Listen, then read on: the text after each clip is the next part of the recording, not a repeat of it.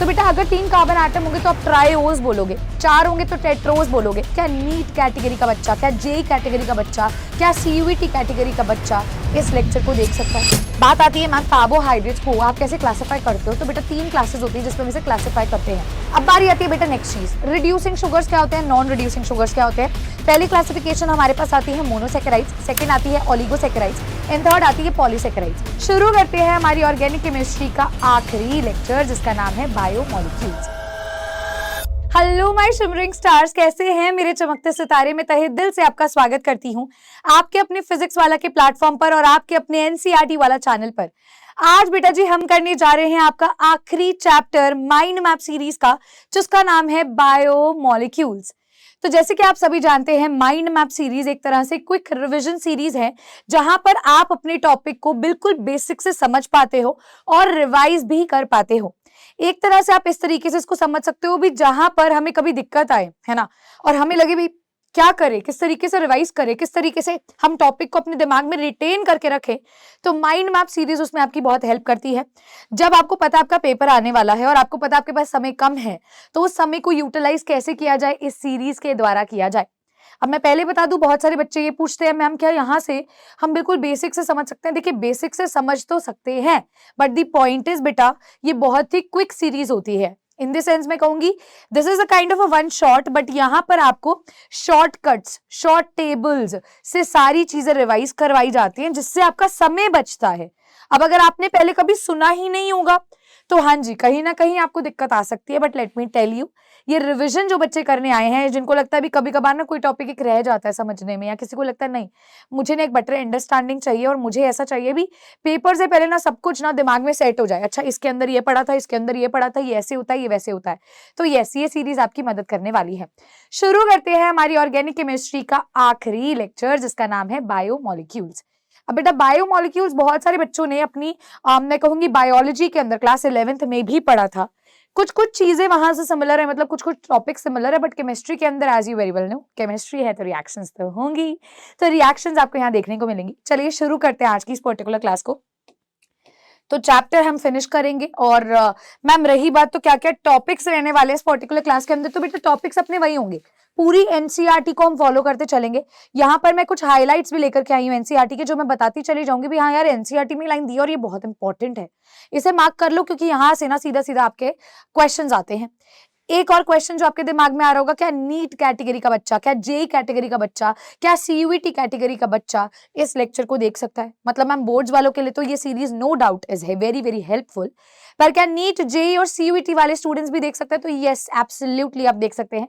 Quick revision series है, question करने से पहले वाली सीरीज है, भी सवाल लगाने लगे हैं पर एक बार रिविजन हो जाए, ये वो वाली सीरीज है, बिल्कुल सही। तो बेटा जी क्या क्या टॉपिक्स होंगे? पहली बात तो जनरल इंट्रोडक्शन होगा, कार्बोहाइड्रेट्स क्या होते हैं इनके बारे में हम समझेंगे। उसके बाद आप जानते हैं जो एक इंपॉर्टेंट कार्बोहाइड्रेट हमने डिटेल में स्टडी करना है, दैट इज हम ग्लूकोज के बारे में पढ़ेंगे, फ्रक्टोज के बारे में पढ़ेंगे इन डिटेल। इन डिटेल कहने का मतलब है यहाँ से इनके स्ट्रक्चर बेस्ड बहुत ज्यादा सवाल आते हैं, इनका स्ट्रक्चर कैसे होता है, इसका साइक्लिक स्ट्रक्चर कैसा दिखता है, तो ये सारे जितने प्रश्न यहाँ से क्रिएट होते होंगे, जो टॉपिक्स आपके इंपॉर्टेंट होंगे, क्या क्या रिएक्शंस एग्जिबिट करता है, किस तरीके से ग्लूकोज के स्ट्रक्चर को एक्सप्लेन किया गया, कितने OH बॉन्ड उसके अंदर प्रेजेंट होते हैं, है ना, अल्फा ग्लूकोज क्या होता है, बीटा ग्लूकोज क्या होता है, एनोमर क्या होता है, एपीमर क्या होता है, ये जितने सारे सवाल हैं उन सवालों का जवाब इसी सेकंड सेगमेंट में आपको मिल जाएगा। थर्ड सेगमेंट में जिसमें मैं इसको डिवाइड करती हूँ, हमारे इस चैप्टर को डिवाइड करती हूँ, वो पॉलीसेकेराइड्स होंगे हमारे, जैसे कि स्टार्च हो गया, सेलुलोज हो गया, ग्लाइकोजन हो गया, ये सारी चीजें जो है हम यहाँ पे थर्ड सेगमेंट के अंदर बच्चा पढ़ेंगे, पॉलीसेकेराइड्स के बारे में पढ़ेंगे। इसके बाद जो हम सेगमेंट करने वाले हैं दैट इज अबाउट योर, मतलब मैं बात करूंगी तो प्रोटीन्स हो गया, ठीक है, विटामिन हो गया, न्यूक्लिक एसिड हो गया, हॉर्मोन्स हो गया, तो ये सब यार हम इसके अंदर पढ़ने वाले हैं। तो चलिए जी शुरुआत करते हैं आज की इस पर्टिकुलर क्लास का। सबसे पहले जो दिमाग में हमारी चीज आती है मैम भी कार्बोहाइड्रेट्स क्या होते हैं। भी कार्बोहाइड्रेट्स को बेसिकली बायोमोलिक्यूल्स के अंदर जो हम पढ़ने वाले हैं, तो बायोमोलिक्यूल्स आवर ऑर्गेनिक कंपाउंड्स जो हम नेचुरली ऑब्टेन करते हैं, राइट। अब अगर मैं बात करती हूँ मैम भी व्हाट आर कार्बोहाइड्रेट्स, कार्बोहाइड्रेट्स क्या है, क्या हाइड्रेट्स ऑफ कार्बन को कार्बोहाइड्रेट्स कहते हैं? नहीं बेटा, ये जो डेफिनेशन थी ना, ये डेफिनेशन फेल हो चुकी है। ये डेफिनेशन क्यों फेल हो चुकी है? क्योंकि भाई इट इज नॉट नेसेसरी भी आप जनरल टर्म्स में इस डेफिनेशन का इस्तेमाल कर सकें। कई लोगों ने बोला भी हाँ ठीक है, अगर कार्बोहाइड्रेट्स का हम एक फॉर्मूला निकाल दे तो क्या वो फॉर्मूला सब पे वैलिड होगा? तो वो फॉर्मूला भी वैलिड नहीं हुआ। तो धीरे धीरे अगर हम हिस्ट्री की बात ना करते हुए सीधा बात पर आते हैं भी कार्बोहाइड्रेट्स किसे कहा जाता है, तो ये ऑप्टिकली एक्टिव पॉलीहाइड्रोक्सी एल्डिहाइड या कीटोन्स होते हैं। अब ऑप्टिकली एक्टिव पॉलीहाइड्रोक्सी का मतलब क्या है? पॉलीहाइड्रोक्सी का मतलब होता है एक से ज्यादा OH ग्रुप का प्रेजेंट होना। एल्डिहाइड या कीटोन का मतलब क्या हुआ? भी आपका जो कंपाउंड है उसमें क्या होगा जी, या तो एल्डिहाइड ग्रुप प्रेजेंट होगा या कीटोनिक ग्रुप होगा। तो इस तरीके से इसके डेफिनेशन को बताया गया, it may be defined as optically active polyhydroxy aldehyde और कीटोन, या फिर ऐसे कंपाउंड्स जिनकी अगर आप हाइड्रोलिसिस करवाओ तो आपको ये कंपाउंड दे दे। कहने का तात्पर्य, या तो एक ऐसे कंपाउंड होंगे जो खुद क्या होंगे, जो खुद ऑप्टिकली एक्टिव पॉलीहाइड्रोक्सी एल्डिहाइड या कीटोन होंगे, या फिर यही ऐसे कंपाउंड्स होंगे जो खुद तो ऐसे नहीं है लेकिन हाइड्रोलिसिस होने पर तुम्हें ऐसा कोई प्रोडक्ट दे दे, है ना। तो बेटा इस तरीके से होते हैं जिनके हाइड्रोलिसिस पर आपको इस तरीके के प्रोडक्ट्स मिल जाते हैं। Coming on to the next part, कुछ जो कार्बोहाइड्रेट्स होते हैं वो स्वीट होते हैं टेस्ट में, जिसको हम शुगर्स कहते हैं। अभी आगे आप देखेंगे भी रिड्यूसिंग शुगर्स क्या होते हैं, नॉन रिड्यूसिंग शुगर्स क्या होते हैं, एक एक करके अपन इन सारी चीजों को समझने वाले हैं। चलिए बात आती है मैम कार्बोहाइड्रेट्स को आप कैसे क्लासिफाई करते हो। तो बेटा 3 क्लासेस होती है जिसमें हम इसे क्लासिफाई करते हैं। पहली क्लासिफिकेशन हमारे पास आती है मोनोसेकेराइड्स, सेकंड आती है ओलिगोसेकेराइड्स एंड थर्ड आती है पॉलीसेकेराइड्स। मोनोसेकेराइड्स का मतलब होता है भी जिनकी फर्दर आप हाइड्रोलिसिस नहीं कर सकते, मतलब कि वो खुद से क्या होने वाले हैं, वो खुद से ऑप्टिकली एक्टिव क्या होंगे जी, पॉलीहाइड्रोक्सी एल्डिहाइड होंगे या फिर पॉलीहाइड्रोक्सी कीटोन्स होंगे, जिनकी आप हाइड्रोलिसिस नहीं कर सकते हो। मैम कोई एग्जांपल देकर के बताइए। जैसे कि बेटा अगर आप देखेंगे तो ग्लूकोज इसके अंदर आ जाएगा विच इज C6H12O6, फ्रक्टोज इसके अंदर आ जाएगा, अगेन ये भी C6H12O6 है, राइबोज आ जाएगा। अब एक सवाल आया मैम दिमाग में, ये सवाल आता है भी ग्लूकोज और फ्रक्टोज का आपने सेम मॉलिक्यूलर फॉर्मूला लिख दिया, भाई ऐसे कैसे पॉसिबल है? बेटा दिस इज पॉसिबल। मैंने क्या बोला, मोनोसेकेराइड्स वो सेकेराइड्स है जिनके आप फर्दर हाइड्रोलिसिस नहीं कर सकते, जो खुद से क्या है, पॉलीहाइड्रोक्सी एल्डिहाइड है या पॉलीहाइड्रोक्सी कीटोन है। तो ग्लूकोज जो होता है वो आपका पॉलीहाइड्रोक्सी एल्डिहाइड होता है और जो फ्रक्टोज होता है वो पॉलीहाइड्रोक्सी कीटोन होता है। क्लियर? तो अभी आप देखेंगे भी भाई उसके स्ट्रक्चर के अंदर आपको एल्डिहाइड ग्रुप देखने को मिल रहा है, जबकि कीटोन के स्ट्रक्चर फ्रक्टोज के स्ट्रक्चर के अंदर आपको क्या देखने को मिल रहा है जी, कीटोन देखने को मिल रहा है। आगे बढ़ते हैं तो बेटा बात करते हैं ओलिगोसेकेराइड्स की। ओलिगोसेकेराइड्स का मतलब क्या होता है? मैम आपने मोनोसेकेराइड्स तो बता दिए जिनकी फर्दर हाइड्रोलिसिस नहीं होगी, है ना। ओलिगो का मतलब है जिनकी फर्दर हाइड्रोलिसिस होगी और वो आपको 2 से ज्यादा, बेसिकली 2 से 10 मोनोसेकेराइड यूनिट्स देंगे हाइड्रोलिसिस होने पर। तो बेटा यहां पर अगर आप देखेंगे तो कार्बोहाइड्रेट्स जो क्या यील्ड करते हैं, जो 2 से 10 मोनोसेकेराइड यूनिट्स को यील्ड करते हैं ऑन हाइड्रोलिसिस। कौन कौन एग्जाम्पल आएंगे? तो मैम इसके अंदर अगर आप देखोगे ना तो sucrose is one of the most famous example. हम बात करते हैं जी सुक्रोज की। सुक्रोज की जब हाइड्रोलिसिस होती है ना बेटा तो आपको मिलता है ग्लूकोज, आपको मिलता है फ्रक्टोज। तो देखो ना इसने क्या दिया, पॉलीहाइड्रोक्सी एल्डिहाइड, पॉलीहाइड्रोक्सी कीटोन दे दिया। इसने क्या दिया तुम्हें, पॉलीहाइड्रोक्सी एल्डिहाइड दे दिया और पॉलीहाइड्रोक्सी कीटोन दे दिया। तो मतलब कि मैम ओलिगोसेकेराइड्स के अंदर हमारे वो सेकेराइड्स आएंगे भाई जिनकी फर्दर हाइड्रोलिसिस होगी। अब जिनकी फर्दर हाइड्रोलिसिस होगी तो वो या तो आपको पॉलीहाइड्रोक्सी एल्डिहाइड देंगे या फिर आपको पॉलीहाइड्रोक्सी कीटोन देंगे। कितने देंगे मैम? यहाँ तो आपने 2 बोले बेटा, 2 से लेकर के 10 की रेंज वाले सभी इसके अंदर फॉल कर सकते हैं, सभी इस कैटेगरी में आ सकते हैं। ठीक है, जैसे कि अगर 2 आपको मोनोसेकेराइड यूनिट मिलते हैं उसको डाइसेकेराइड्स कहते हैं, 3 मोनोसेकेराइड यूनिट मिलते हैं उसको ट्राइसेकेराइड्स कहते हैं, 4 मिलते हैं तो टेट्रा एंड सो ऑन ऐसे चलता है। अब यहाँ पर बात आती है मैम पॉलीसेकेराइड्स क्या होते हैं। ओलिगो में तो आपने बता दिया कि 2 से 10 होंगे। मैम पॉली में क्या होता है? पॉली का मतलब होता है बेटा मैनी, बहुत सारे। पॉली का मतलब होता है बच्चे मैनी, मतलब कि हम ये कह सकते हैं भी इनफाइनाइट नंबर, या इनफाइनाइट तो is not an appropriate word, हम बोलना चाहेंगे large number of monosaccharide unit जिसमें आपको देखने को मिलते हैं उसको पॉलीसेकेराइड्स कहते हैं। मतलब जिनकी हाइड्रोलिसिस होने पर आपको बहुत सारे मोनोसेकेराइड मिले वो पॉलीसेकेराइड है, जैसे स्टार्च, सेलुलोज, ग्लाइकोजन, ये सब इसके कैटेगरी में आएंगे। राइट? तो बेटा ये क्लासिफिकेशन हो गई मोनोसेकेराइड जिनकी फर्दर हाइड्रोलिसिस नहीं होती, ओलिगोसेकेराइड जो 2 से लेकर के 10 मोनोसेकेराइड देता है हाइड्रोलिसिस पे, एंड यू हैव पॉलीसेकेराइड जो मेनी मोनोसेकेराइड्स देते हैं और हाइड्रोलिसिस। तो आप ये टेबल फॉर्मेट में इसको याद कर सकते हो। अब बारी आती है बेटा नेक्स्ट चीज, रिड्यूसिंग शुगर्स क्या होते हैं, नॉन रिड्यूसिंग शुगर्स क्या होते हैं। तो बेटा आप कार्बोहाइड्रेट्स को reducing and non reducing category में फॉल करवा सकते हो। रिड्यूसिंग शुगर्स वो होते हैं जो टॉलरेंस रिएजेंट टेस्ट भी दे देते हैं, फेलिंग सोल्यूशन टेस्ट भी दे देते हैं, जो रिड्यूस कर देते हैं इन सबको, उनको रिड्यूसिंग शुगर्स कहते हैं। जबकि नॉन रिड्यूसिंग वो होंगे जो टॉलरेंस रिएजेंट टेस्ट नहीं दे पाएंगे, ठीक है, as well as Fehling test नहीं दे पाएंगे, ठीक है। जितने भी मोनोसेकेराइड्स है, वेदर आप एल्डोज लो या कीटोज लो, ये सब क्या है, रिड्यूसिंग शुगर है। अभी आप आगे जानेंगे नॉन रिड्यूसिंग शुगर कौन सा है, one of the most famous example आपको अपकमिंग टॉपिक में देखने को मिलने वाला है। चलिए आगे बढ़ते हैं बेटा, मोनोसेकेराइड की बात करते हैं। तो मोनोसेकेराइड की फर्दर और भी तरीके से क्लासिफिकेशन की गई है। मोनोसेकेराइड की further on the basis of number of carbon atoms जो उस पे जुड़े हैं उसके बेसिस पे क्लासिफिकेशन की है। साथ ही साथ उसमें कौन सा ग्रुप प्रेजेंट है, फंक्शनल ग्रुप एल्डिहाइड वाला प्रेजेंट है या कीटोन प्रेजेंट है, उस बेसिस पे भी हम क्लासिफिकेशन करते हैं। तो बेटा अगर 3 कार्बन एटम होंगे तो आप ट्राइओज बोलोगे, 4 होंगे तो टेट्रोज बोलोगे, 5 होंगे तो पेंटोज बोलोगे, ठीक है, 6 होंगे तो हेक्सोज बोलोगे और 7 होंगे तो हेप्टोज बोलोगे। एल्डिहाइड होगा तो एल्डो ट्राइओज हो जाएगा, कीटोनिक ग्रुप प्रेजेंट होगा तो कीटो ट्राइओज हो जाएगा, है ना। चलो इसी बहाने मैम एक प्यारा सा एग्जाम्पल दिमाग में आ रहा है, C6H12O6 ये ग्लूकोज है, मैंने आपको बोल दिया। बेटा ग्लूकोज का नाम क्या दोगे मैम, इसके अंदर अभी आपने बताया था एल्डिहाइड ग्रुप होता है, 6 कार्बन है तो एल्डो हेक्सोज हो जाएगा। क्या हो जाएगा बच्चा, एल्डो हेक्सोज हो जाएगा। बहुत बढ़िया। अच्छा मान लीजिए मैंने आपको सेम फॉर्मूला दिया, C6H12O6 दे दिया, मैंने बोला बेटा ये क्या है, फ्रक्टोज है। तो बेटा फ्रक्टोज का क्या फॉर्मूला होगा मैम, फ्रक्टोज के अंदर कीटोन वाला फंक्शनल ग्रुप होता है, 6 ही कार्बन एटम है तो कीटो हेक्सोज हो जाएगा। क्या हो जाएगा बच्चे इसके अंदर, कीटो हेक्सोज हो जाएगा। Am I clear, great. चलिए जी आगे बढ़ते हैं। तो अब आती है जी फॉर्मेशन, किसकी फॉर्मेशन मैम, ग्लूकोज की फॉर्मेशन। मैम ग्लूकोज की फॉर्मेशन कैसे की गई, कैसे बना ग्लूकोज, आइए इसकी बात करते हैं। तो सबसे पहला मेथड ऑफ प्रिपरेशन ग्लूकोज का आता है केन शुगर से, जिसको सुक्रोज कहते हैं, जो होता है C12H22O11। C12H22O11 बेसिकली बेटा जब इसकी हाइड्रोलिसिस होती है तो हम जानते हैं C6H12O6 बनता है और C6H12O6 बनता है। एक तो आपका बेटा ग्लूकोज का होता है स्ट्रक्चर और दूसरा बच्चा आपका फ्रक्टोज का होता है। तो बेसिकली जब आप सुक्रोज को ले रहे हो, जब आप सुक्रोज की हाइड्रोलिसिस बच्चे करवा रहे हो, किसकी भाई, सुक्रोज की, तो आपको क्या मिलने वाला है, ग्लूकोज मिलने वाला है, फ्रक्टोज मिलने वाला है। तो बेसिकली ये जो रिएक्शन होती है, हम सुक्रोज को बॉईल करते हैं डाइल्यूट HCl या डाइल्यूट H2SO4 के प्रेजेंस में। बेसिकली इस तरीके से इस मीडियम में हम इसको परफॉर्म करते हैं, ठीक है। और आप यहाँ पर क्या देखते हैं, आपको ऑब्टेन होते हैं जी ग्लूकोज और फ्रक्टोज। आगे बढ़ते हुए बेटा आप स्टार्च से भी इसको ऑब्टेन कर सकते हो।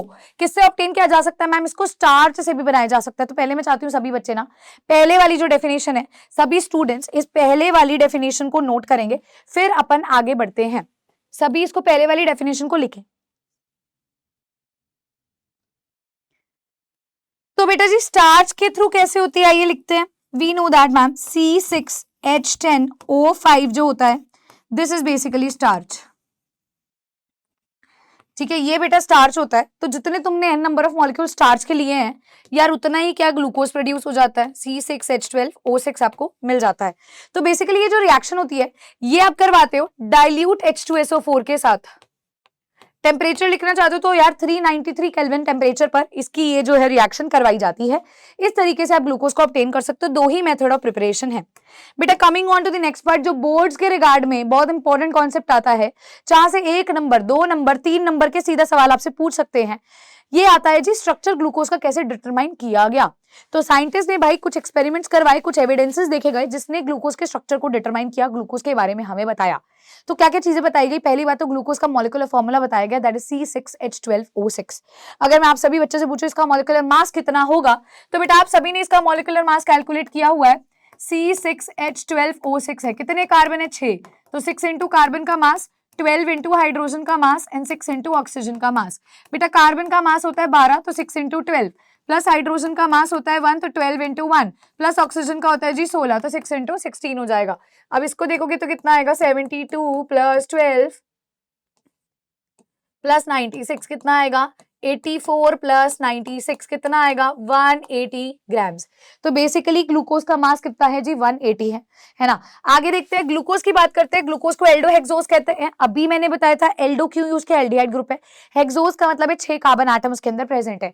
दूसरी बात, इसको डेक्सट्रोज भी बोला जाता है। अब डेक्सट्रोज का मतलब क्या होता है मैम, ये लाइन्स जो है पहली बात तो एनसीईआरटी से ली गई। दूसरी बात, डेक्स्ट्रो रोटेटरी और लेवो रोटेटरी 2 चीजों के बारे में आपने सुना होगा। डेक्स्ट्रो रोटेटरी क्या होता है जी और लेवो रोटेटरी क्या होता है। अगर आपने क्लॉक देखी, अभी मैं देख रही थी यहाँ पे, अगर कोई क्लॉक है दिखाती हूँ आपको, तो क्लॉक देखी होगी तो बेटा अगर आपकी plane polarise light right direction में रोटेट होती है तो वो डेक्स्ट्रो रोटेटरी कंपाउंड कहलाता है। अगर प्लेन पोलराइज लाइट आपकी लेफ्ट डायरेक्शन में रोटेट करेगी तो लेवियो रोटेटरी कहलाता है, राइट। अच्छा, तो ये किसका मोनोमर है? बहुत ज्यादा लार्ज कार्बोहाइड्रेट्स का मोनोमर है, जैसे कि स्टार्च, सेलुलोज, ये सब, और ये मोस्ट अबंडेंट ऑर्गेनिक कंपाउंड है अर्थ पर। अब स्ट्रक्चर की बात करते हैं तो मॉलिक्यूलर फॉर्मूला मैंने आपको पहले ही बता दिया। अब आते हैं इसके स्ट्रक्चर के अंदर कुछ खास बातें। भाई इन्होंने हर चीज का प्रूफ दिया, इन्होंने ये बताया भी आपके जो ये ग्लूकोज का स्ट्रक्चर है उसमें टोटल कितने कार्बन एटम है, उसमें टोटल कितने OH ग्रुप है, उसमें क्या आपका कोई कार्बोनाइल ग्रुप प्रेजेंट है या नहीं है। भाई हमें तो बाद में पता चलेगा ना एल्डिहाइड कीटोन है, पहले ये तो आइडेंटिफाई करो भी C डबल बॉन्ड ग्रुप है या नहीं है। एल्डिहाइड और कीटोन तो उसकी सब कैटेगरीज में आ गए ना यार, है ना, तो ये आइडेंटिफाई करना ये भी यहाँ पर समझाया गया है। तो आइए देखते हैं, पहली रिएक्शन आती है भी अगर आप प्रोलॉन्ग्ड हीटिंग करते हो HI के साथ, किसके साथ यार? HI के साथ प्रोलॉन्ग्ड हीटिंग करी जाएगी तो वो क्या बना देगा? N हेक्सेन बना देगा। क्या बना देगा? N हेक्सेन बना देगा, जो बेटा हमें क्या बताता है? हमें ये बताता है भी यार 6 कार्बन एटम प्रेजेंट है। तो बेटा इसका फॉर्मूला एक बार आप इस तरीके से लिखेंगे,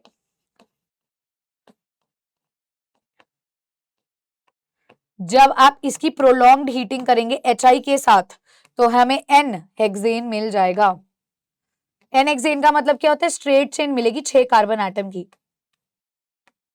तो पहले एविडेंस से ये प्रूव हुआ भी इसके अंदर कितने कार्बन एटम टोटल प्रेजेंट है? टोटल 6 कार्बन एटम प्रेजेंट है। आगे बढ़ते हुए बेटा सेकंड रिएक्शन हमारी आती है भी अब आपको क्या आइडेंटिफाई करना भी इसके अंदर C double bond group present है। एल्डिहाइड है या कीटोन है ये तो बाद में पता चलेगा, पहले C डबल बॉन्ड ग्रुप को चेक करेंगे। तो बेटा ये रिएक्शन देखिए कैसे होंगे। हम बोलते हैं ये ग्लूकोज है, राइट, ऐसा ग्लूकोज का स्ट्रक्चर पहले सोचा गया भी कुछ इस तरीके से होगा। अब बेटा इसकी रिएक्शन किसके साथ करवाई गई है? इसकी रिएक्शन सबसे पहले तो हाइड्रोक्साइल अमाइन के साथ कराई गई है, तो है हमारा NH2OH। क्या होता है बेटा जी? NH2OH होता है। अब अगर आप थोड़ा सा यहाँ पे ध्यान देंगे, हमने जब ये रिएक्शन करवाई तो बेसिकली इधर क्या होता है, इस स्ट्रक्चर को आपको थोड़ा ओपन करना पड़ेगा। इसको थोड़ा सा हम यहाँ पे इस तरीके से लिखते हैं, देखो C double bond OH, aldehyde group को ऐसे रिप्रेजेंट कर देते हैं, फिर है CHOH का 4, उसके बाद है जी CH2OH। अब बेटा मैंने इसकी रिएक्शन किसके साथ करवाई? NH2OH के साथ, हाइड्रोक्साइल अमाइन के साथ रिएक्शन कराई। अब देखिएगा बेटा यहाँ पे आप क्या करेंगे, यहाँ पे आप इस तरीके से वाटर का रिमूवल करेंगे। क्या करेंगे बच्चा? इस तरीके से मैम हम यहाँ पे वाटर रिमूव करते हैं, तो यहाँ क्या बचा? CH डबल बॉन्ड क्या आएगा? N, क्या आएगा जी? N पे क्या रह गया? OH, इधर क्या है? CHOH4, इधर क्या है? CH2OH। तो बेटा ये जो स्ट्रक्चर बनता है इसको ऑक्साइम कहते हैं, और ये कंफर्म करता है भी इस पर्टिकुलर कंपाउंड के अंदर C double bond group present है। ठीक है, तो सबसे पहली रिएक्शन होती है हाइड्रोक्साइल अमाइन के साथ। दूसरी रिएक्शन जो हम करवाते हैं वो करवाते हैं जी साइनोहाइड्रिन के साथ। ध्यान से देखिए, अगर मान लीजिए इसी स्ट्रक्चर को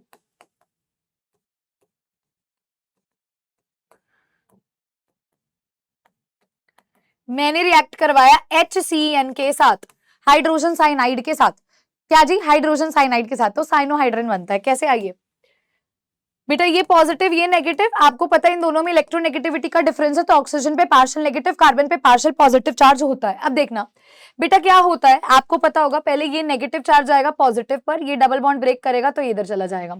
क्लियर है?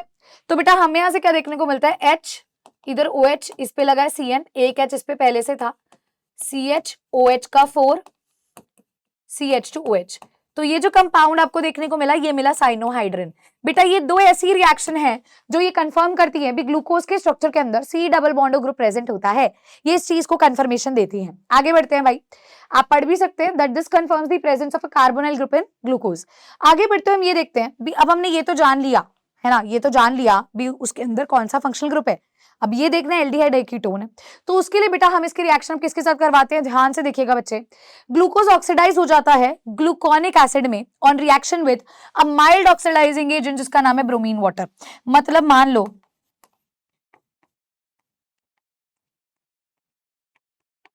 मेरे पास ये रिएक्शन है, मैंने इसकी रिएक्शन करवाई ब्रोमीन वाटर के साथ, Br2 वाटर के साथ, CHO ग्रुप की जगह पे अब मुझे क्या देखने को मिल जाएगा? COH ग्रुप देखने को मिल जाएगा। क्यों मैम? क्योंकि ये कंफर्म कर देता है भी अगर CHO ग्रुप था तब भी वो further C double bond COH group में, C डबल बॉन्ड OH में कन्वर्ट हो गया, अदरवाइज वो कन्वर्ट नहीं हो सकता था, अदरवाइज वो नहीं कन्वर्ट होगा। अगर यहाँ CHO की जगह पे बेटा COOH आ जाएगा मतलब ये रिएक्शन बिल्कुल सफल हो गई। ठीक है, तो ये कंफर्म करता है एल्डिहाइड ग्रुप प्रेजेंट है। आगे बढ़ते हैं बेटा, अगली रिएक्शन आती है अगर आप ग्लूकोज की रिएक्शन कराते हो एसिटिक एनहाइड्राइड के साथ, किसके साथ, एसिटिक एनहाइड्राइड के साथ, तो मान लीजिए आपके पास ऐसा है CHO CHOH4 CH2OH। बेटा एसिडिक एनहाइड्राइड के साथ मान लीजिए रिएक्शन है CH3 C double bond O C double bond O CH3। मान लीजिए अब इसके साथ इसकी रिएक्शन है एसिडिक एनहाइड्राइड। एनहाइड्राइड क्या होता है, R C double bond O C double bond O R होता है। अगर मान लो बच्चे मैंने इसके साथ रिएक्शन करवा दी तो ये जो मेरी रिएक्शन है ये कंफर्म करती है the presence of OH molecules. कितने OH हैं, तो बेटा यहाँ पे जितने OH होते हैं ना ये सभी OH ना इस पर्टिकुलर चीज से रिप्लेस आउट हो जाते हैं। देखिए कैसे, CHO तो एज इट इज रहेगा, यहाँ आ जाएगा CHO C double bond O CH3। ठीक है, कितने हैं ये टोटल, 4 थे इसलिए 4 लिख दिया। CH2 यहाँ क्या आएगा O C double bond O CH3। तो बेटा this confirms the present of 5 OH group, 4 तो यहाँ थे और एक यहाँ था जिसको हमने रिप्लेस किया है। तो बेटा ये आपका एक रिएक्शन आ जाती है जो OH ग्रुप की प्रेजेंस को कंफर्म करती है। अब मान लीजिए भी हमने OH ग्रुप तो देख लिए 5 है, पर वो OH ग्रुप कौन से OH है, प्राइमरी अल्कोहल है, सेकेंडरी है, टर्शियरी है, तो कैसे प्रूव होगा। तो बेटा अभी जो आपने ग्लूकोनिक एसिड बनाया था आप उसकी भी फर्दर रिएक्शन करवा सकते हो और ग्लूकोज की भी करवा सकते हो। तो वहां से आपको क्या मिलने वाला है, वहां से आपको एक डाई कार्बोक्सिलिक एसिड वाला प्रोडक्ट मिलेगा जो आपके प्राइमरी अल्कोहल की कंफर्मेशन देगा। मान लीजिए ये CHO है, ये आपका क्या है CHOH का 4 CH2OH। बेटा अगर ग्लूकोज लेते हो, ग्लूकोज की रिएक्शन करवाते हो नाइट्रिक एसिड के साथ, तो आपको क्या मिलता है, ये CHO की जगह पे क्या आ जाएगा COH, ये एज इट इज रहेगा, यहां भी क्या आ जाएगा COH। और बेटा ये जो आपको यहाँ पे देखने को मिल रहा है जिसको हम डाइकार्बोक्सिलिक एसिड कहते हैं, इसको सैक्रिक एसिड कहा जाता है। इसको आप कहां से ऑब्टेन कर सकते हो, अभी मैंने आपको बताया था जो ग्लूकोनिक एसिड आपने ऑब्टेन किया भाई इससे भी ऑब्टेन कर सकते हो।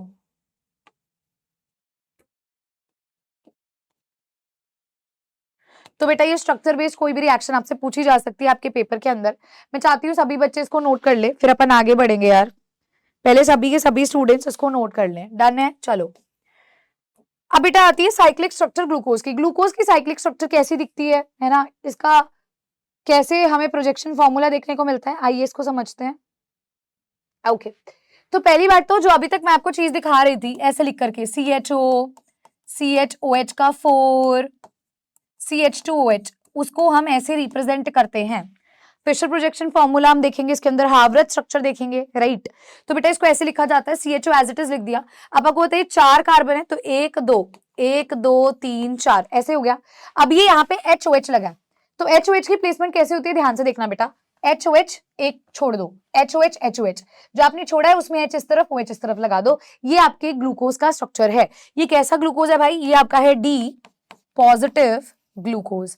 कैसा ग्लूकोज है बच्चा, D पॉजिटिव ग्लूकोज है। आगे बढ़ते हैं बेटा, यहां से अगर मैं आपको हार्वर्थ प्रोजेक्शन स्ट्रक्चर ड्रॉ करना सिखाऊं, या मैं आपको ये पहले बोलूं भी इसका ना हम ओपन चेन स्ट्रक्चर जो देख रहे हैं उसको थोड़ा सा और ओपन करके देखते हैं, मतलब ये CHO बॉन्ड को ओपन करके देखते हैं ताकि हम इसके बाद से अल्फा और बीटा स्ट्रक्चर के बारे में समझ सके। अल्फा ग्लूकोज क्या होता है, बीटा ग्लूकोज क्या होता है ना। जैसे मान लीजिए मेरा अगर कोई रियल ब्रदर है ना, या अगर मेरी कोई रियल सिस्टर है, मतलब सिबलिंग की मैं बात कर रही हूँ है ना, तो वो मेरा क्या होगा, एनोमर होगा। अगर कोई कजन है तो मैं उसको क्या बोलने वाली हूँ, एपीमर बोलने वाली हूँ। ऐसा ही ग्लूकोज के सामने होने वाला है। ग्लूकोज की 2 फॉर्म्स है, अल्फा एंड बीटा, तो वो एक दूसरे के क्या है, एनोमर्स है। ठीक है, तो आइए अब देखिए CHO को आप ओपन करके लिखते हो ना, तो यहाँ C डबल बॉन्ड हो, इधर H रहता है। अब इधर आगे देखते हैं, HOH OH H OH और एक HOH और and then we have CH2OH। पहली बात तो कई बच्चे सोच रहे होंगे मैम ये D का मतलब क्या होता है, अभी आपने बोला था जो डेक्सट्रोज है वही है क्या। नहीं बच्चे, ये D वही वो नहीं होता। ये D का मतलब होता है जो अगर आप नीचे से अपना ये कायरल कार्बन देखोगे, पहला नीचे से कायरल कार्बन, इसमें OH अगर आपका राइट हैंड साइड पे आता है तो कैपिटल D का आप इस्तेमाल करते हो। दूसरी बात, ये जो पॉजिटिव सिंबल देख रहे हो बेटा ये रिप्रेजेंट करता है डेक्स्ट्रो रोटेटरी कंपाउंड को, ये रिप्रेजेंट करता है डेक्स्ट्रो रोटेटरी कंपाउंड को। अब वापस आते हैं यहाँ पर बेटा, आप जानते हैं इस पे पार्शियल नेगेटिव होता है, इस पे पार्शियल पॉजिटिव होता है, और नीचे से जो पहला कायरल कंपाउंड आपको देखने को मिल रहा है इस पे O नेगेटिव H पॉजिटिव है। अब देखना बेटा ये नेगेटिव जाएगा इस पॉजिटिव पे, तो कार्बन 5 बॉन्ड नहीं बनाएगा तो ऑक्सीजन पे ब्रेक होगा, ये H पॉजिटिव इस पे चला जाएगा।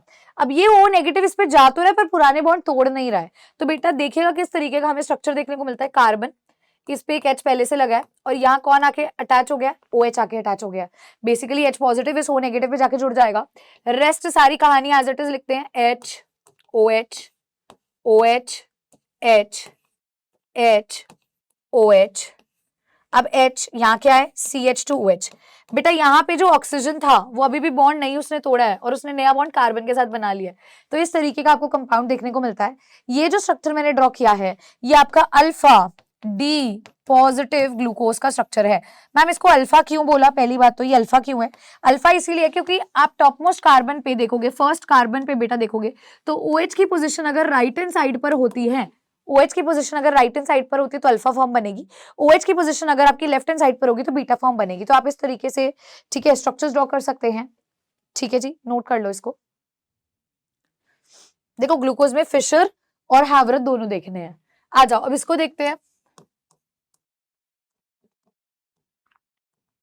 H OH OH H H OH H CH2OH। बेटा ये स्ट्रक्चर किसका है ma'am, alpha D positive glucose का है, राइट। तो बीटा में क्या होगा बेटा, OH फर्स्ट कार्बन का कहां जाएगा, दूसरी साइड पे आ जाएगा। आइए बच्चे इसका बीटा स्ट्रक्चर भी लिख लेते हैं, COH H H OH OH H H OH H, ये ऑक्सीजन है, यहाँ क्या आएगा CH2OH। बेटा ये क्या है, beta D positive glucose, beta D positive glucose. Beta क्यों बोला मैम, क्योंकि यहाँ पे OH हमें यहाँ देखने को मिल रहा है। क्लियर हो गया है, तो मैं चाहूंगी सभी बच्चे पहले इसको ड्रॉ कर ले। अब हम इसका क्लोज्ड साइक्लिक स्ट्रक्चर देखने वाले हैं। क्या देखने वाले हैं मैम, इसका क्लोज्ड साइक्लिक स्ट्रक्चर बेटा देखने वाले हैं। चलिए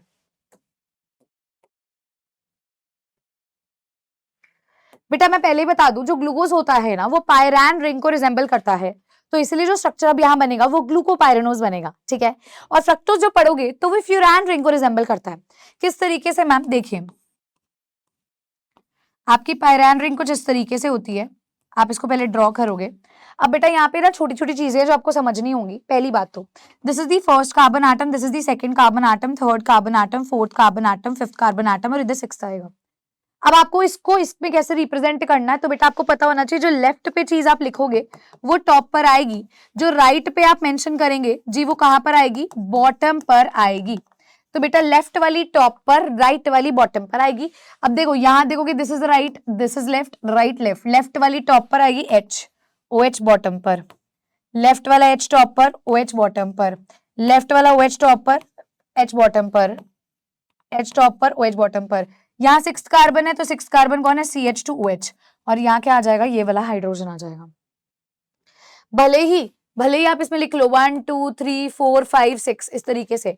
एक और चीज यहाँ पे आपको दिखाती हूँ, तो बेटा फर्स्ट कार्बन और फिफ्थ कार्बन में ऑक्सीजन की लिंकेज है। यहाँ देखिए फर्स्ट कार्बन और फिफ्थ कार्बन में ऑक्सीजन की लिंकेज है, राइट। बेटा ये जो स्ट्रक्चर आपको मिला, ये मिला alpha D positive glucopyranose.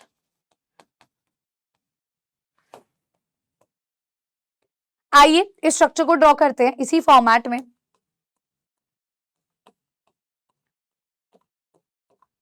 Left जो है, अब ये लेफ्ट है ये राइट है, लेफ्ट पर वाला टॉप पर आएगा OH, राइट बॉटम पर H टॉप पर, OH बॉटम पर। अगला OH टॉप पर, H बॉटम पर, H टॉप पर, OH बॉटम पर। यहाँ हमें मिलेगा CH2OH और यहाँ आ जाएगा जी H। तो मैम ये किसका स्ट्रक्चर है, this is beta D positive glucopyranose. तो बेटा ये ग्लूकोज के बारे में था, वेरी वेरी इंपॉर्टेंट था। आइए इसको अब शॉर्ट एक टेबल से समझ लेते हैं ताकि चीजें ना हमारे दिमाग में क्या है, रिटेन रहें। ठीक है, इसको शॉर्ट टेबल की फॉर्मेट में समझ लेते हैं ताकि चीजें जो है वो हमारे दिमाग में क्या रहे, रिटेन रहे। पहले आप सभी स्टूडेंट्स इसको नोट करेंगे, सभी स्टूडेंट्स नोट करेंगे। तो चलिए बेटा हम ना अब इसका स्ट्रक्चर देख लेते हैं। ठीक है, ताकि एक मैं अगर आपको बोलूँ ना अभी मैम एक ही पेज पे ना सारा कुछ बता दो, तो चलिए एक ही पेज पे अब सारा कुछ पढ़ लेते हैं, ताकि देखो अब आपको स्ट्रक्चर बनाना आ गया है तो इसको याद करना भी बहुत जरूरी है, राइट एवरीबडी। तो बेटा जी आप ये स्ट्रक्चर देख पा रहे होंगे जो अभी हमने ड्रॉ किया था, मैंने आपको बोला था भी ये जो हमारी रिंग है, जो ग्लूकोज का स्ट्रक्चर हम रिजेंबलेंस शो कर रहे हैं, पायरान रिंग से रिजेंबलेंस शो कर रहे हैं, और आप देखेंगे ग्लूकोपायरानोज आपको ऑब्टेन होता है। This is alpha D positive जो अभी हमने बनाया, this is beta D positive glucopyranose. ये साइक्लिक स्ट्रक्चर आपने अभी ग्लूकोज के ऑब्टेन कर लिए हैं। साथ ही साथ अभी फ्रक्टोज वाले टॉपिक पे आ रही है, उससे पहले आप देख सकते हो बेटा ये सारी आपकी ग्लूकोज के रिएक्शन सम अप करके मैंने दे दी हैं। पहली रिएक्शन अगर आप देखते हो HI के साथ करवाते हो तो बेटा एन हेक्सेन आपको देखने को मिलेगा। उसके बाद हाइड्रोक्साइल अमाइन के साथ करवाओगे तो जी ऑक्साइन की प्रोडक्शन देखने को मिलेगी। HCN हाइड्रोजन साइनाइड के साथ करवाओगे बेटा जी तो आपको साइनोहाइड्रिन देखने को मिलता है। और मैम ब्रोमीन वाटर के साथ हमें क्या मिलता है, ग्लूकोज एसिड नहीं बोलेंगे इसको, ग्लूकोनिक एसिड बोलेंगे, इसको लिख लेना, gluconic acid will be the best word. ठीक है, साथ ही साथ बेटा जी अगर आप एसिडिक एनहाइड्राइड के साथ कराते हो तो देखो आपको यहाँ पे OH के बारे में पता चला था, 5 OH ग्रुप है क्योंकि OH ग्रुप रिप्लेस हो गए थे, है ना। और अगर आप इसकी ऑक्सीडेशन और करवाते हो नाइट्रिक एसिड के साथ तो बेटा सैकरिक एसिड देखने को मिलेगा। तो सारी reactions on a single page, अगर मैं इसको डायरेक्ट आपको करवा देती ना तो आपको चीजें समझ ही नहीं आती। ड्रॉ करना बहुत जरूरी है बायोमोलिक्यूल्स में, राइट। तो बेटा अब हम फ्रक्टोज के बारे में देख लेते हैं, उसके बाद ये फटाक से स्ट्रक्चर्स देख लेंगे। आइए बच्चे, तो मैं बात करने जा रही हूँ किसकी मैम, फ्रक्टोज की। किसकी भाई, फ्रक्टोज की। तो सभी स्टूडेंट्स इस चीज से वाकिफ हैं भी मैम फ्रक्टोज क्या होता है।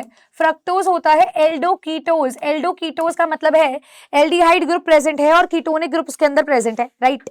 अब बेटा आपको पता है कीटोनिक ग्रुप का मतलब क्या, C डबल बॉन्ड होना, मतलब इसके इर्द गिर्द ऑब्वियसली कोई ना कोई कार्बन एटम होगा। तो बेटा इसका जो हम स्ट्रक्चर जैसे ड्रॉ करते हैं 1 2 3 4 5 और 6 कार्बन ऐसे आएगा। तो यार यहाँ पे आएगा OHH, यहाँ आएगा HOH, यहाँ आएगा HOH। इस तरीके से बेटा फ्रक्टोज का जो स्ट्रक्चर है उसको ड्रॉ कर सकते हो। अगर मैं आपको बोलती हूँ भी मुझे तो यार इस पे ना इसका जो स्ट्रक्चर है वो अल्फा फॉर्म और बीटा फॉर्म इसकी ड्रॉ करके बताइए, तो बेटा यहाँ पर this is negative this is positive करना सेम है।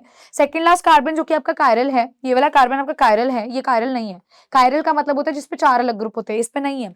तो यहाँ पे ma'am partial negative partial positive है, ये नेगेटिव इस पॉजिटिव के पास जाएगा, कार्बन डबल बॉन्ड नहीं बना सकता तो ये इधर ब्रेक करेगा और OH पॉजिटिव इधर आकर अटैच होगा।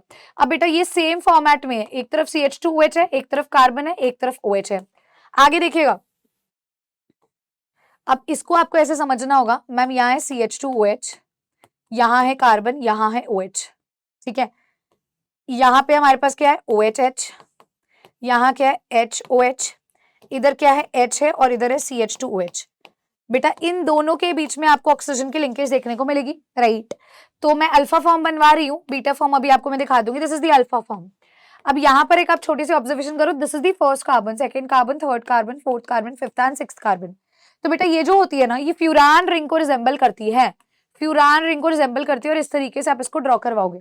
अगेन सेम कॉन्सेप्ट चलेगा, ये राइट है ये लेफ्ट है, लेफ्ट वाले को आप यहाँ पे लिखेंगे CH2OH, फिर आएगा जी OH राइट पर, लेफ्ट पर क्या है OH, राइट पे क्या है HOH। अब यहाँ पर भी मैम सेम फॉर्मेट में ही चलेगा, देख सकते हैं आप, अभी मैंने आपको दिखाया भी था भी बेटा जो टॉप मोस्ट जगह होती है CH2OH को ऑब्टेन होती है। तो यहाँ पर भी अगर आप लिखना चाहते हो यहाँ पे CH2OH आएगा और ये वाला हाइड्रोजन इधर आ जाएगा।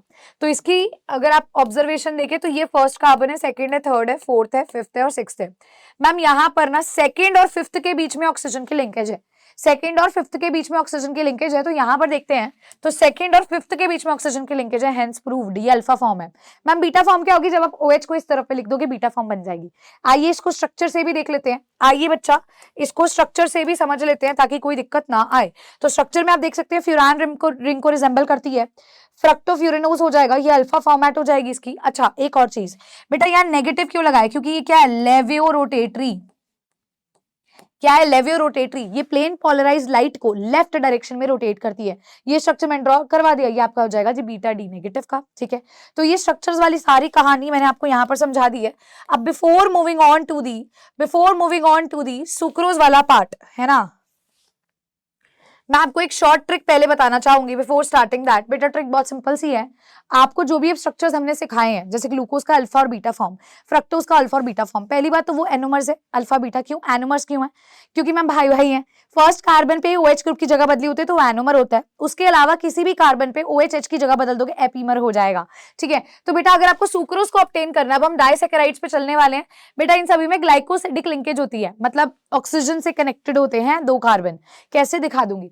सुक्रोज कैसे बनेगा बेटा? C1 अल्फा डी ग्लूकोज का और C2 आप बीटा डी फ्रक्टोज का स्ट्रक्चर बनाओगे। अभी अल्फा डी ग्लूकोज का सिखा दिया, बीटा डी फ्रक्टोज का सिखा दिया। इसका C1 कार्बन और उसके C2 कार्बन के बीच में ग्लाइकोसिडिक लिंकेज आप करोगे। अगर बेटा आपको माल्टोज बनाना है तो इसका C1 अल्फा डी ग्लूकोज का और इसका C4 लेने वाले हो।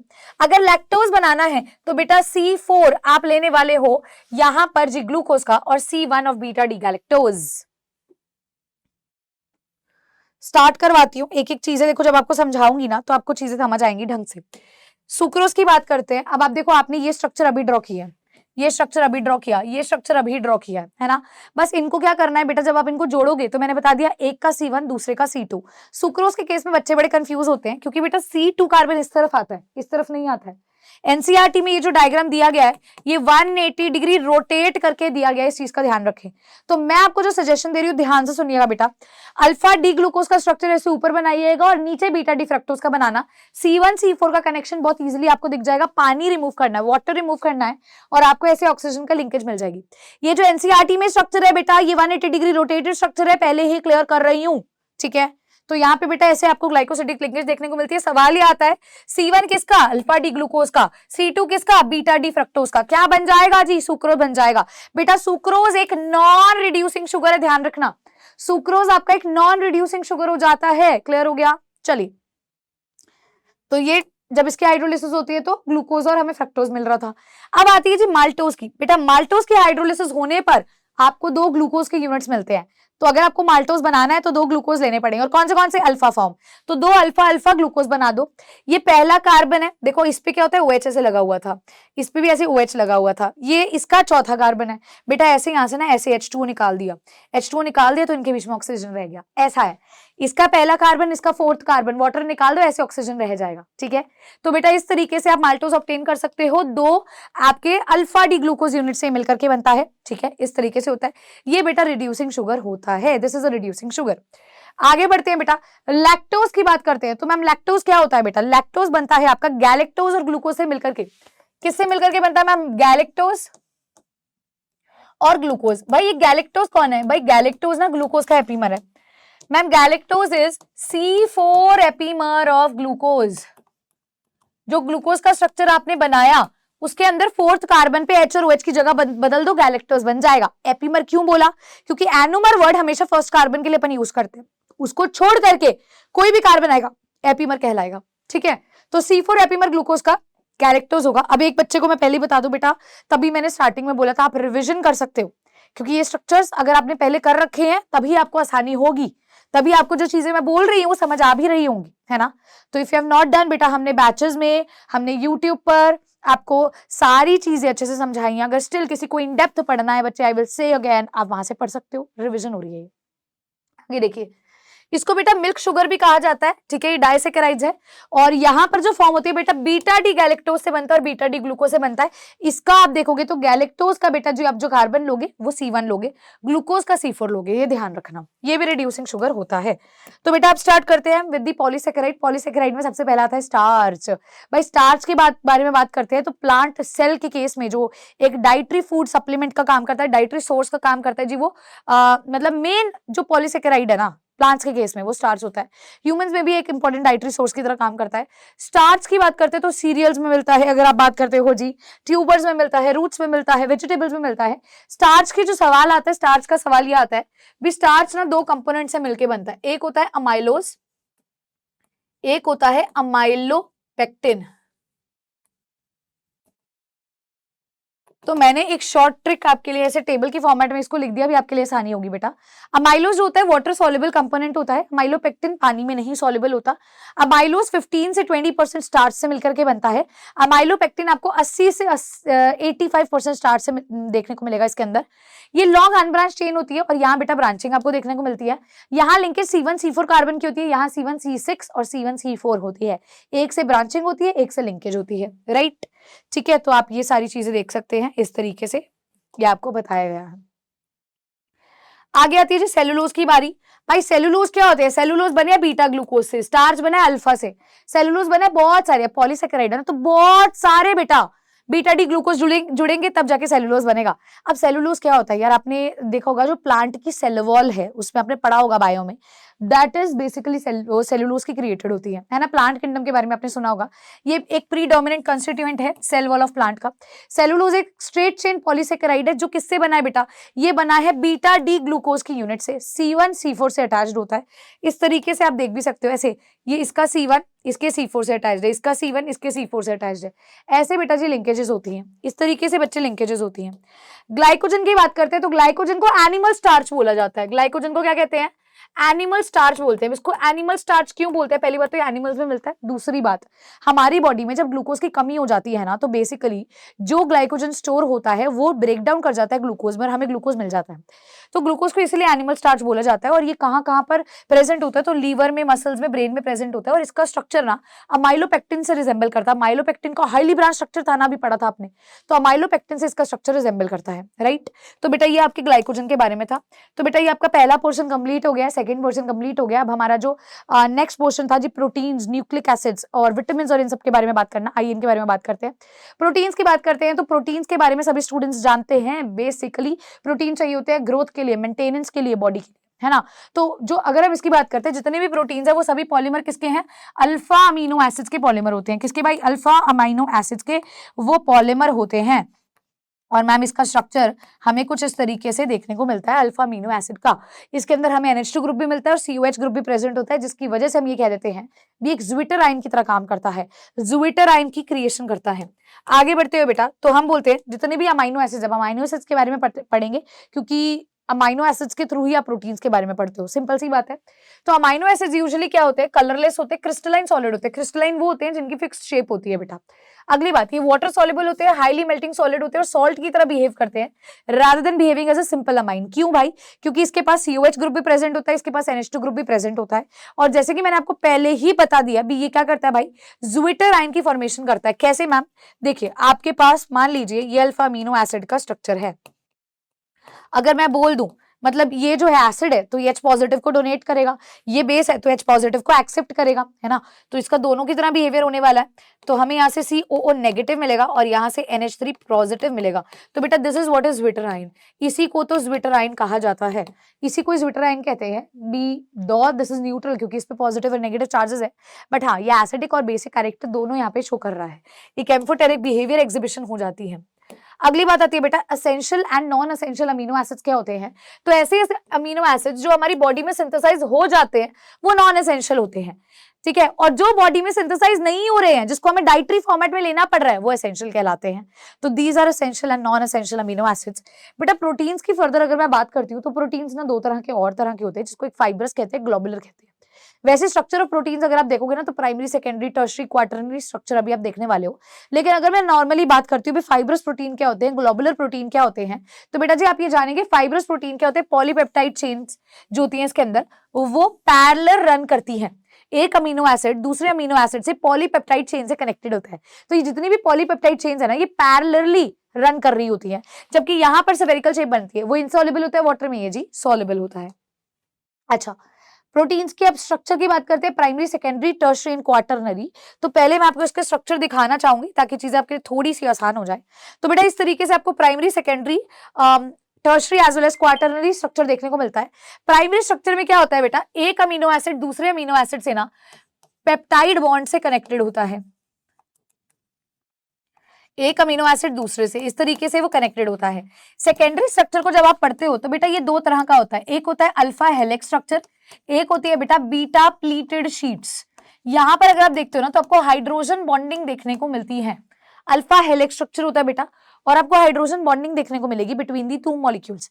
टर्शरी के अंदर क्या होता है यार, हाइड्रोजन बॉन्डिंग, डाइसल्फाइड लिंकेजेस आती है और क्वाटर्नरी एक तरह से गुच्छा बन जाता है। मैं भी आपको एक शॉर्ट ट्रिक के फॉर्मेट में इन चीजों को समझाती हूँ।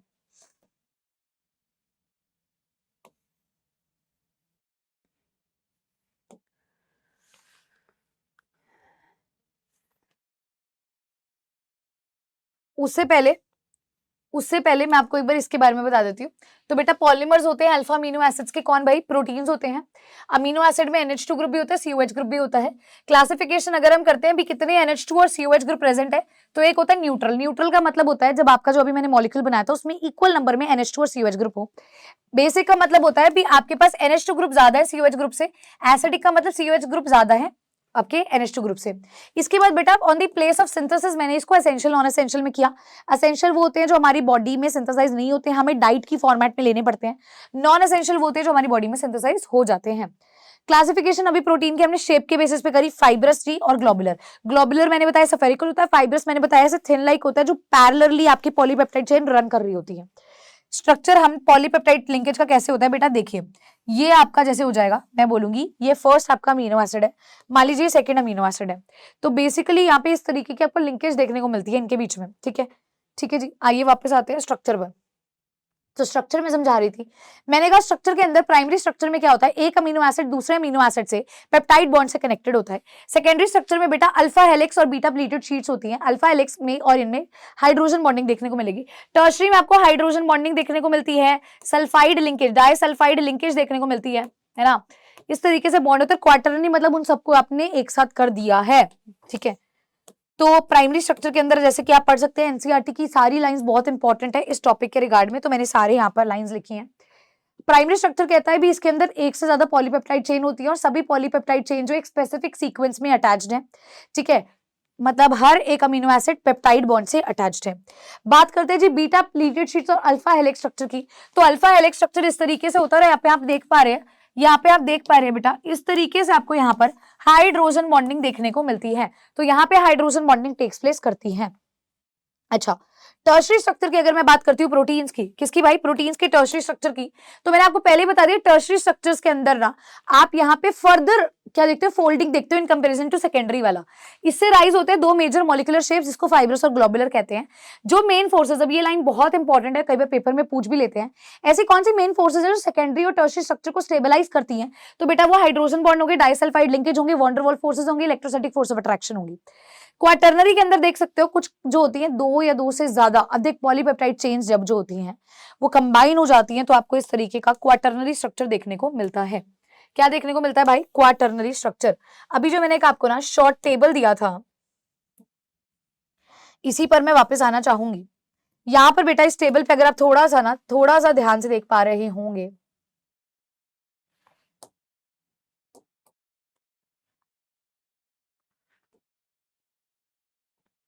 थोड़ा सा अगर आप यहाँ पे ध्यान से देख पा रहे होंगे, तो मैंने यहाँ पे लिखा है डीनेचुरेशन ऑफ प्रोटीन।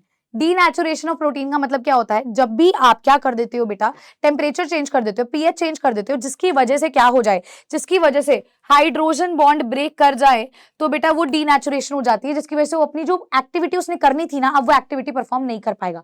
प्रोटीन जिस एक्टिविटी के लिए बना था उसकी एक्टिविटी अब नहीं हो पा रही है, उसको डीनेचुरेशन कहते हैं। When a protein in its native form is subjected to physical change या केमिकल चेंज, तो क्या होता है भाई, ग्लोब्यूल्स जो होते हैं अनफोल्ड हो जाते हैं, हेलिक्स जो है वो अनकॉइल हो जाता है, जो कॉइलिंग थी ना वो अनकॉइलिंग हो जाती है और प्रोटीन अपनी लॉजिकल एक्टिविटी खो देता है। इस केस में बेटा आपके हाइड्रोजन बॉन्ड टूटते हैं, जिसकी वजह से सेकेंडरी और टर्शरी स्ट्रक्चर जो होता है वो खराब होता है, ध्यान रखना। इस पे भी सवाल आता है, राइट, इस पे भी बेटा आपसे क्वेश्चन पूछा जा सकता है, इसीलिए मैंने आपको ये बता दिया। अब बच्चे हम स्टार्ट करने जा रहे हैं with the nucleic acid part. हम स्टार्ट करने जा रहे हैं with the nucleic acid part. तो आप सभी जानते हैं हम न्यूक्लिक एसिड के बारे में बात करते हैं तो हमें यहाँ पे दो न्यूक्लिक एसिड डीएनए और आरएनए के बारे में समझना है। डीएनए होता है डीऑक्सी राइबो न्यूक्लिक एसिड और आरएनए होता है राइबो न्यूक्लिक एसिड। डीएनए के अंदर अगर बात करते हो तो आपको पता है यहाँ पर डीएनए में क्या होता है, adenine, thymine, guanine and cytosine होता है, जबकि आरएनए में क्या होता है, यहाँ पे आपको यूरासिल देखने को मिलता है, राइट, इंस्टेड ऑफ थाइमीन। तो ये चीजें आपको पता होनी चाहिए। शुगर यहाँ पे बताइए कौन सी शुगर होती है, ठीक है, एक क्वेश्चन जो आता है न्यूक्लियोसाइड क्या होता है बेटा और न्यूक्लियोटाइड क्या होता है। तो बेटा अगर आप शुगर और बेस को जोड़ दो, किसको भाई, शुगर को जोड़ दो, शुगर जो अभी आप पढ़ते आ रहे हो, जो अभी हमने पढ़े हैं, है ना, और बेस मतलब कि ये सभी, इनको जोड़ दोगे तो न्यूक्लियोसाइड बन जाएगा। अगर न्यूक्लियोटाइड बनाना है तो इसी शुगर बेस के साथ फॉस्फेट ग्रुप को भी अटैच करना पड़ेगा। किसको भाई, फॉस्फेट ग्रुप को भी अटैच करना पड़ेगा। और ये पूछते हैं भी भाई कहां पर अटैचमेंट होती है, किससे, न्यूक्लियोसाइड बनता है तो किसकी कहां पर अटैचमेंट होती है, ये क्वेश्चन भी पूछा जाता है। ये क्वेश्चन भी बेटा कई बार पेपर में आ जाता है। तो बेटा आप यहाँ पर इसको रीड भी कर सकते हैं भी। जो न्यूक्लियस के अंदर पार्टिकल्स होते हैं बेसिकली वो हेरिडिटी के रिस्पॉन्सिबल होते हैं, जिनको हम क्रोमोसोम्स कहते हैं। हम कहते हैं ना हेरिडिटी है भाई, हमारे कुछ जो फीचर्स हैं वो हमें हमारे पेरेंट्स से मिले, उसकी बात की गई है। भी वो बने किससे, वो प्रोटीन से बने और कुछ तरह के बायोमोलिक्यूल से बने हैं जिसको न्यूक्लिक एसिड कहते हैं। तो न्यूक्लिक एसिड के दो टाइप्स मैंने आपको बताई दिए हैं, adenine, guanine, cytosine and thymine जो हो जाएगा डीएनए के 4 बेसेस हो जाएंगे। आरएनए के अंदर आपको यूरासिल देखने को मिलता है इंस्टेड ऑफ थाइमीन, है ना, ठीक है। इस तरीके से ये हमारे क्या होते हैं, बेसिस होते हैं जो शुगर के साथ कंबाइन करते हैं, राइट। तो अगली चीज बेटा जी जो मैं आपको यहाँ पे बताने जा रही हूँ वो विटामिन एंड हॉर्मोन्स के बारे में बताने जा रही हूँ। लेकिन उससे पहले मैं आपको एक बारी से स्ट्रक्चर न्यूक्लिक एसिड का दिखाना चाहूंगी, जो अभी मैंने टेबल में भी आपको लिख के दिया था। अगर आपने यहाँ देखा होगा तो मैंने इस टेबल में लिखा था भी ये पॉइंट ऑफ अटैचमेंट पूछ लिया जाता है। तो इसका स्ट्रक्चर देख लेते हैं भाई, इस तरीके से ये अटैच्ड होता है। ये आपका क्या हो जाएगा जी, ये आपका शुगर है, ये आपका बेस है। शुगर प्लस बेस क्या बना रहा है, न्यूक्लियोसाइड। अगर ये आपका शुगर है, ये बेस है और ये फॉस्फेट ग्रुप है तो क्या बना रहा है, न्यूक्लियोटाइड बना रहा है। तो इन चीजों का आपको ध्यान रखना है। क्लियर हो गया है, कौन सी पोजीशन पे शुगर के अटैच्ड है इसका भी आप ध्यान रखेंगे, ठीक है जी। अगला टॉपिक बेटा जैसे कि मैंने आपको बताया विटामिन आता है ना हार्मोन्स आता है। तो विटामिन के अंदर बहुत इजी सा टॉपिक होता है यार। विटामिन जो होते हैं ना, मतलब मैं कहूंगी कुछ स्मॉल अमाउंट में हमारी बॉडी के लिए रिक्वायर्ड होते हैं, बट अगर इनको हम इंटेक नहीं करेंगे तो कोई ना कोई डेफिशिएंसी हो जाएगी, कोई ना कोई प्रॉब्लम हो जाएगी। विटामिन दो तरह के होते हैं, एक होते हैं फैट सॉल्युबल, एक होते हैं वाटर सॉल्युबल। जो फैट सॉल्युबल है इसको तो आप ऐसे याद कर सकते हो, कीड़ा होता है ना, कीड़ा, उससे याद कर सकते हो। विटामिन के, vitamin E, vitamin D, vitamin A. तो कीड़ा वाले जितने होंगे वो आपके फैट सॉल्युबल होंगे, फैट में घुलते हैं, ऑयल्स में घुलते हैं, पर पानी में नहीं घुलते। वाटर सॉल्युबल वाले सिर्फ वाटर में घुलते हैं, विटामिन बी और सी इसके अंदर जो रह गए वो इसके अंदर आ जाते हैं। हार्मोन्स की बात करते हैं तो हार्मोन्स वो सब्सटेंसेस है जो हमारी बॉडी में प्रोड्यूस होते हैं डक्टलेस ग्लैंड में, हमारी बॉडी के अंदर। क्लासिफिकेशन करते हैं तो स्टेरॉइड हार्मोन्स होते हैं, ठीक है, जैसे कि सेक्स हार्मोन्स हो जाएंगे, जो टेस्टोस्टेरोन हो जाएगा, एंड्रोजन्स हो जाएंगे, एस्ट्रोजन्स हो जाएंगे, ये इसके अंदर आ जाते हैं। प्रोटीन या पॉलीपेप्टाइड हार्मोन्स होते हैं जैसे कि ऑक्सीटोसिन हो गया, इंसुलिन हो गया, और अमाइन रिलेटेड भी होते हैं जैसे थायरोक्साइन हो गया, एड्रेनलिन हो गया, ये सारे आ जाते हैं। तो हार्मोन्स की बेटा ये क्लासिफिकेशन होती है। अब जैसे कि आप सभी जानते हैं एंजाइम्स के बारे में, अभी विटामिन का एक टेबल बाकी है एनसीईआरटी का, उसको फॉलो करना है। टिल देन मैं आपको एंजाइम्स के बारे में बता देती हूँ। तो एंजाइम्स क्या करते हैं बेसिकली, एंजाइम्स को बायो कैटलिस्ट कहते हैं। बायो कैटलिस्ट इसको क्यों बोला जाता है, क्योंकि हमारी जो बॉडी में जितनी रिएक्शंस हो रही होती हैं उनको करवाने के लिए एंजाइम्स बहुत मदद करता है, बॉडी के अंदर जो हो रही होती है ना। तो हम कहते हैं एंजाइम्स बहुत स्पेसिफिक होते हैं, पर्टिकुलर रिएक्शन के लिए पर्टिकुलर एंजाइम की जरूरत होती है, और बहुत सारे एंजाइम्स के नाम ना उसके रिएक्टेंट के बेसिस पे भी रखे जाते हैं, है ना।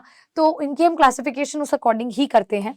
अब एनसीईआरटी में विटामिन के बारे में मैंने आपको बता दिया, फैट सॉल्युबल कौन से होते हैं और वाटर सॉल्युबल कौन से होते हैं, ठीक है। ये आप रीड करना चाहते हो जो एनसीईआरटी की लाइंस आप रीड कर सकते हो। अब बेटा कि टेबल आता है विटामिन का भी, कौन से विटामिन की डेफिशिएंसी से भाई कौन से डिजीज हो जाती है।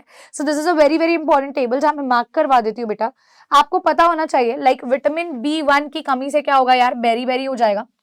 अच्छा, इसके बाद स्कर्वी विटामिन सी के वजह से कमी से हो जाता है, ब्लीडिंग गम्स भी जिसको बोलते हैं, rickets vitamin D, vitamin B12 भी बहुत ज्यादा इंपॉर्टेंट है। बाकी एक बार आप टेबल को गो थ्रू जरूर कर लीजिएगा, सोर्सेज दिए गए हैं और इसकी डेफिशिएंसी डिजीजेस भी आपको यहाँ पर गिवन है। साथ ही साथ बेटा जी अगर आप देखते हो तो विटामिन के भी बहुत इंपॉर्टेंट है, विटामिन ई भी बहुत इंपॉर्टेंट है, सारी विटामिन के सोर्सेज गिवन है आपको। ये एनसीईआरटी का टेबल बस 2-3 बार एक बार गो थ्रू कर लोगे ना, आपके लिए सारी कहानी आसान हो जाएगी। तो बच्चे this was all about our today's mind map. यहाँ पर मैं आपको बस इतनी चीज कहना चाहूंगी, अगर आप बेटा बायोमोलिक्यूल्स चैप्टर को कर रहे हो ना, अगर आपने सोचा है भी मुझे मैम बायोमोलिक्यूल्स चैप्टर को कवर करना है ना 1 घंटे में, या मैं बोलती हूँ शॉर्टेस्ट से शॉर्टेस्ट इंटरवल ऑफ टाइम में, तो बेटा एनसीईआरटी रीडिंग कर दो भाई 6 से 7 बारी। इस चैप्टर को एनसीईआरटी से पढ़ लो, एक एक लाइन एनसीईआरटी की इस चैप्टर के रिगार्ड में इंपॉर्टेंट है। मैंने अभी तक ऑर्गेनिक में किसी चैप्टर में इतना आपको नहीं बोला है एनसीईआरटी रीडिंग के लिए। अगर आप ऑर्गेनिक केमिस्ट्री क्लास 12th की पूछोगे ना तो बायोमोलिक्यूल्स एनसीईआरटी से पढ़ना बहुत जरूरी है, एल्डिहाइड कीटोन कार्बोक्सिलिक एसिड जरूरी है। So I would recommend to my students भी प्लीज प्लीज प्लीज आप एनसीईआरटी को फॉलो करें, उसको गो थ्रू करें, उसके बैक एक्सरसाइज के क्वेश्चन लगा लें, more than enough. So this was all about today's class. I hope so आप सभी ने एंजॉय किया होगा। मिलते हैं जी अगली क्लास में, मतलब अपकमिंग टाइम में, है ना, क्योंकि माइंड मैथ सीरीज का यहीं पर हम अंत करने जा रहे हैं। आई होप सो बेटा आपका जो अपकमिंग एग्जाम है बहुत ही बेहतरीन जाए, बहुत ही अच्छा जाए। Keep shining, keep learning. Thank you so much everyone. Take care of yourself. Bye bye bye bye bye bye. Thank you thank you.